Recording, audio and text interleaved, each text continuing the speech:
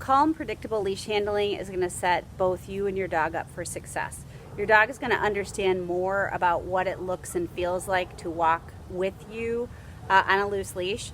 You're going to avoid overly handling your leash, dragging your dog around. That is irritating and agitating and kind of scary for a lot of dogs.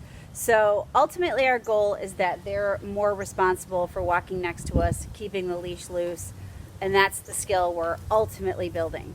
But your contribution is setting up good handling habits. So first of all, your leash loop is going to go over the hand opposite the side your dog is going to walk on. So this loop, my dog's going to walk on my left, this loop is going over my right. I'm now going to pick up and fold some slack, and I'm going to hold that.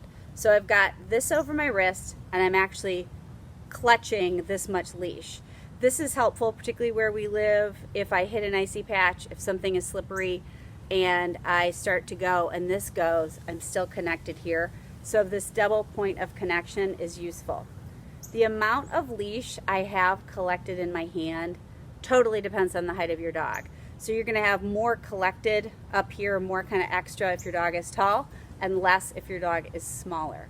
Your goal lead length when you're walking is enough that your dog can comfortably walk with you. They can be a little ahead, they can be a little behind, a little to the side, and the leash stays nice and soft.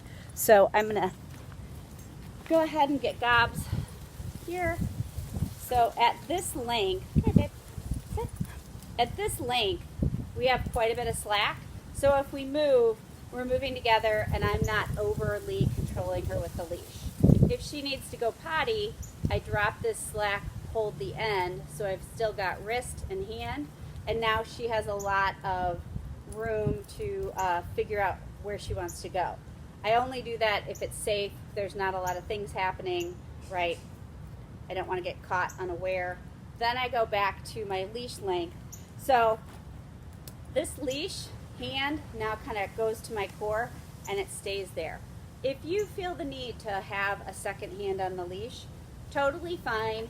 You're just literally it's gonna be a dummy hand. You're gonna hold the leash, but there's still a lot of slack. So if your leash is tight, that should be a cue that you should figure out what you should be doing or what your dog should be doing, right? Leash stays loose.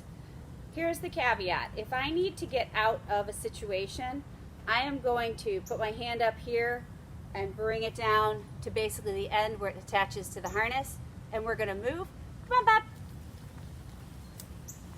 And I let go, and I let her have her slack back when we've moved to safety, okay? So that is a temporary measure.